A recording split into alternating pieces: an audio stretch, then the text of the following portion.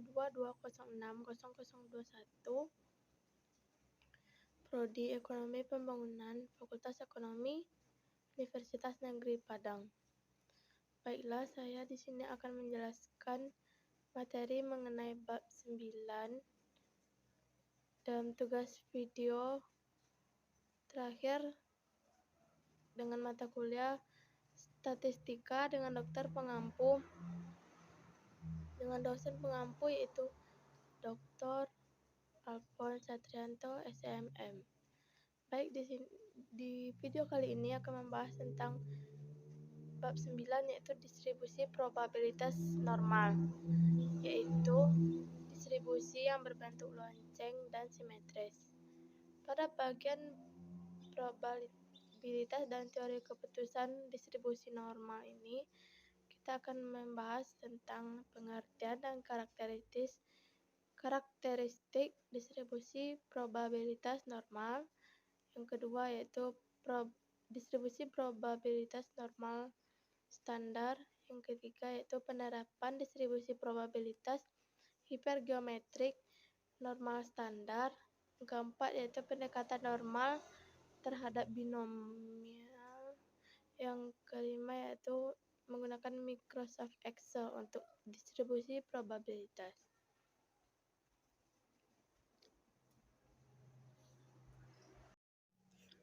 Baik, yang pertama itu mengapa kita harus mempelajari distribusi probabilitas normal? Karena distribusi probabilitas normal merupakan salah satu distribusi yang paling penting dalam statistika. Distribusi probabilitas normal yang mempunyai kurva berbentuk genta atau simetris dapat digunakan dalam industri, keuangan, teknik, manajemen, dan bidang lainnya. Hal tersebut didasarkan atas kenyataan bahwa banyak peristiwa atau kejadian di alam yang memerlukan pengukuran dan nilainya tidak terbatas, seperti inflasi tahun 2012, suku bunga SBI pada November, pertumbuhan ekonomi, tingkat pengangguran, indeks harga saham di BEI, dan lain-lainnya. Pertama, kita akan membahas mengenai karakteristik distribusi probabilitas normal. Distribusi probabilitas normal dan kurva normal telah dikembangkan oleh De Moivre 1733 dan Gauss 1777 sampai 1855 dengan menurunkan persamaan matematis dan kurva normalnya. Oleh sebab itu, untuk menghormati Gauss, kurva normal juga sering disebut dengan kurva Gauss. Kurva normal dapat digambarkan seperti lonceng. Berikut beberapa ciri-ciri pada distribusi probabilitas dan kurva normal. Yang pertama yaitu kurva berbentuk lonceng atau genta dan memiliki satu puncak yang terletak di tengah. Nilai rata-rata hitung mu sama dengan median dan modus. Nilai mu sama dengan median dan modus yang berada di tengah membelah kurva menjadi dua bagian, yaitu setengah. Di bawah nilainya mu sama dengan MD sama dengan MO, dan setengah di atas nilainya mu sama dengan MD sama dengan MO. Yang kedua yaitu distribusi probabilitas dan kurva normal berbentuk kurva simetris dengan rata-rata hitungnya mu. Apabila kurva dilipat menjadi dua bagian, maka akan menjadi nilai tengah rata-rata sebagai pusat lipatan dan kurva normal berbentuk dua bagian yang sama. Yang ketiga yaitu distribusi probabilitas dan kurva normal bersifat asiptotis. Kurva ini menurun di kedua arah, yaitu ke kanan untuk nilainya positif tak terhingga dan ke kiri untuk negatif yang tak terhingga. Dengan demikian, ekor kedua kurva tidak pernah menyentuh nol, hanya mendekati nilai nol. Yang keempat yaitu modusnya pada sumbu mendatar membuat fungsi mencapai puncaknya atau maksimal pada X sama dengan mu. Yang kelima yaitu luas daerah yang terletak pada kurva normal, tetapi di atas sumbu mendatar sama dengan 1. Luas daerah tersebut dari setengah di sebelah kiri dan nilai tengah mu dan setengah sebelah kanan nilai tengah mu. Distribusi probabilitas dan kurva normal mempunyai persamaan matematik yang bergantung pada nilai tengah mu dan standar deviasi do. Oleh karena itu, distribusi probabilitas dan kurva normal dari suatu variabel acak X yang nilainya terletak mencapai tak terlihat hingga dinyatakan dengan lambang X kurang N X mu do dan dibaca nilai variabel acak X distribusi secara normal dengan nilai tengah mu dan standar deviasi do. Selanjutnya kita akan membahas mengenai jenis-jenis distribusi probabilitas normal.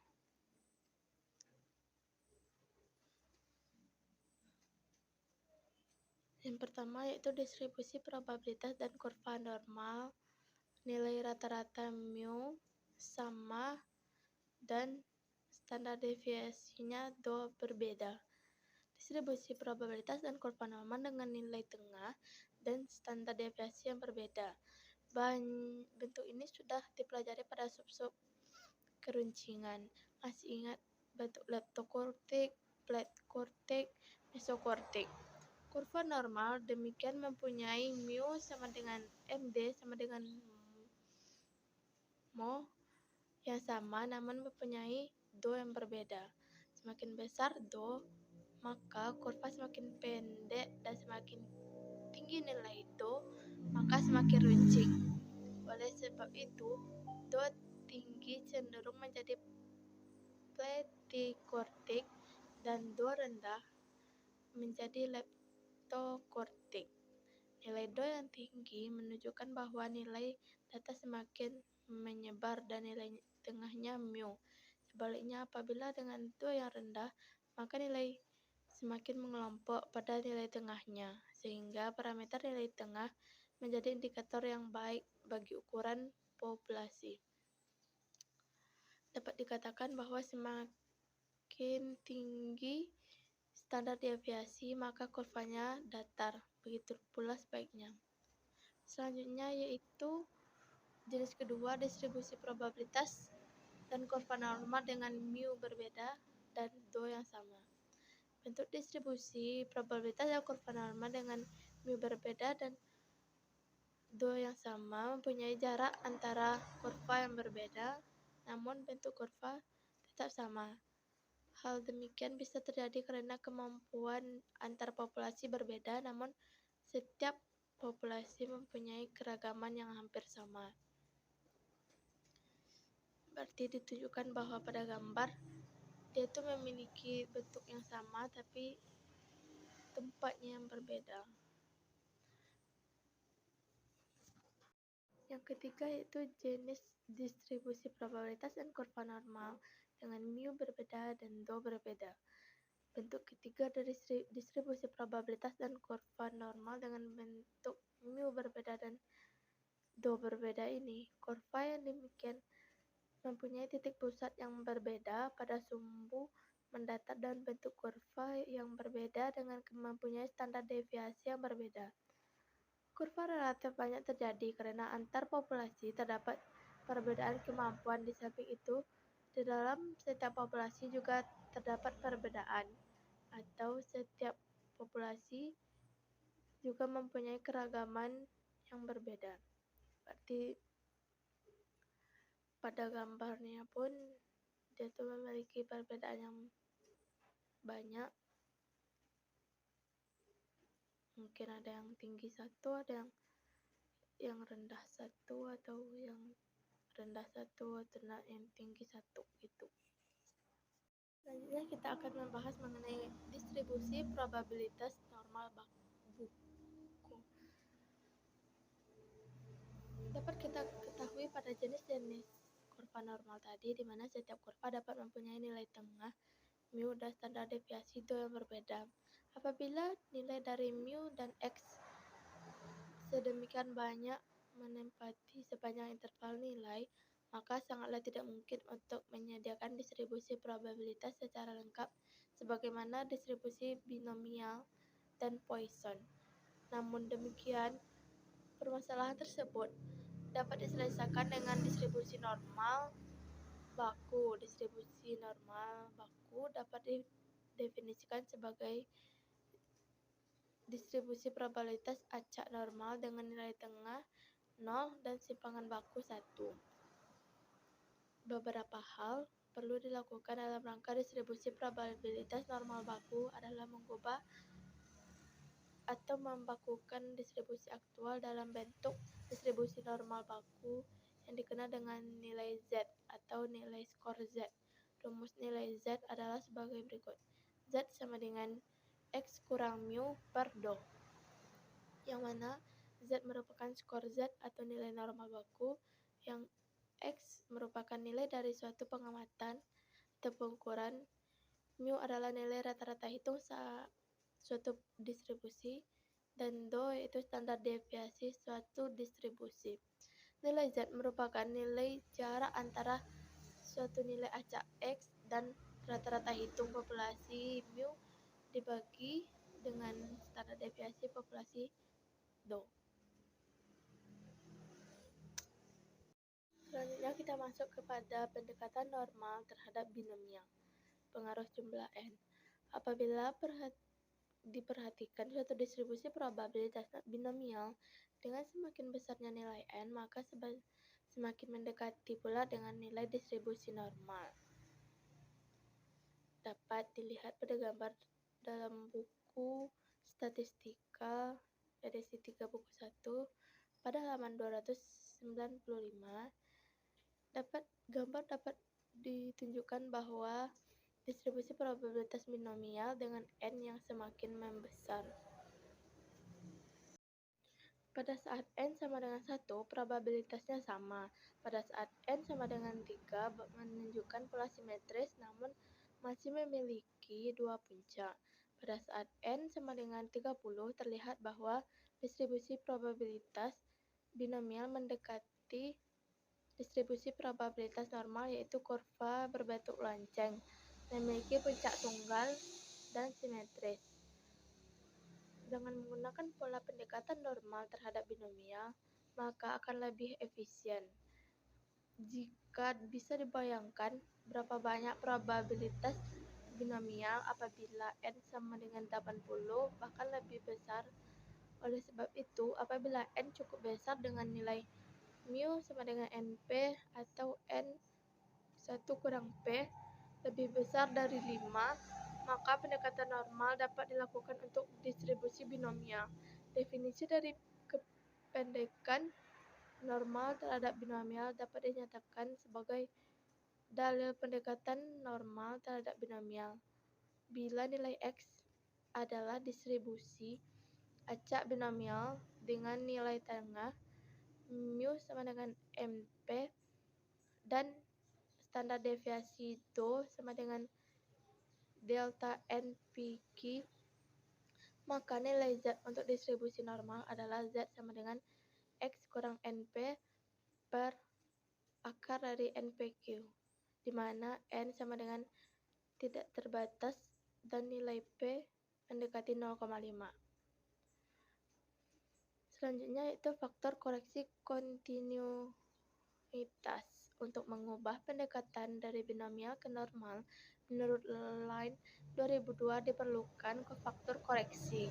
Selain syarat binomial terpenuhi, yaitu A. Hanya terdapat dua peristiwa. Yang kedua itu peristiwa bersifat independen. Yang ketiga itu besar probabilitas sukses dan gagal sama setiap percobaan. Dan keempat yaitu data merupakan hasil perhitungan. Apabila sudah menemui syarat binomial, maka menggunakan faktor koreksi yang besarnya 0,5. Faktor koreksi diperlukan untuk mentransformasi dari binomial menuju normal untuk merupakan variabel acak kontinu. Faktor koreksi kontinuitas adalah nilai koreksi kontinuitas adalah sebesar 0,5 yang dikurangkan dan ditambahkan pada nilai data yang diamati. Jadi, pada materi distribusi probabilitas normal ini dapat disimpulkan bahwa yang pertama yaitu distribusi probabilitas dan kurva normal mempunyai karakteristik. Ada 5, yaitu yang pertama, kurva berbentuk genta atau lonceng dan simetris. Yang kedua, kurva mempunyai satu puncak di mana mu sama dengan MD sama dengan MO, yaitu nilai rata-rata hitung sama dengan median sama dengan modus. Yang ketiga yaitu kurva bersifat asiptotis, yaitu ekor kurva mendekati 0 namun tidak pernah 0. Yang keempat yaitu besar nilai probabilitas sangat dipengaruhi oleh nilai rata-rata hitung atau mu dan standar deviasi atau DO. Yang kelima yaitu ada beberapa jenis kurva normal di mana bentuk kurva tergantung dengan nilai mu, nilai rata-rata hitung, dan S. Yang kedua yaitu distribusi normal baku adalah bentuk khusus dari distribusi normal dengan ciri-ciri yang pertama yaitu nilai tengah kurva mu sama dengan 0 dan nilai standar deviasi DO sama dengan 1. Yang kedua, rumus distribusi normal baku adalah Z sama dengan X kurang mu per DO. Yang ketiga data tersebar di antara nilai tengah dengan standar deviasi yaitu 68,26% antara mu lebih kurang dari 1 DO 95,44% antara mu lebih kurang 2 DO dan 99,74% berada pada kisaran mu lebih kurang 3 DO. Yang terakhir yaitu pendekatan normal dapat dilakukan untuk pendekatan binomial. Beberapa syarat untuk pendekatan binomial tersebut yaitu yang pertama, jumlah pengamatan relatif besar, sehingga nilai mu sama dengan NP dan N (1 kurang P) dapat lebih besar dari 5, di mana N sama dengan jumlah data dan P adalah probabilitas sukses. Yang kedua yaitu memenuhi syarat binomial, yaitu yang pertama mempunyai peristiwa hanya 2, yang kedua antar percobaan bersifat independen, yang ketiga probabilitas sukses dan gagal sama untuk semua percobaan, dan yang keempat merupakan hasil perhitungan. Yang ketiga itu rumus nilai normal untuk pendekatan binomial, yaitu Z sama dengan X kurang NP per akar dari NPQ. Yang terakhir yaitu faktor koreksi diperlukan dari binomial yang acak dikret menjadi normal yang kontinu dengan menambahkan atau mengurang 0,5 terhadap nilai X. Baiklah, hanya itu penjelasan materi pada bab 9 distribusi probabilitas binomial kali ini. Jika ada salah kata dan perbuatan, saya mohon maaf. Jika kebenaran hanya milik Allah dan jika kesalahan hanya milik saya pribadi sendiri. Saya Katrina Sasabila dengan NIM 2206021, Prodi Ekonomi Pembangunan, Fakultas Ekonomi, Universitas Negeri Padang. Mohon maaf jika ada kesalahan atau perbuatan yang tidak menyenangkan pada video kali ini. Dan video terakhir untuk tugas pada semester 2 dengan mata kuliah statistika. Dan terima kasih kepada dosen pengampu kita yaitu Dr. Alphonse Satrianto SMM yang sudah mengajari kita bagaimana ilmu statistika pada semester 2 kali ini. Baiklah, hanya itu yang dapat saya sampaikan. Assalamualaikum warahmatullahi wabarakatuh. Semoga video ini bermanfaat.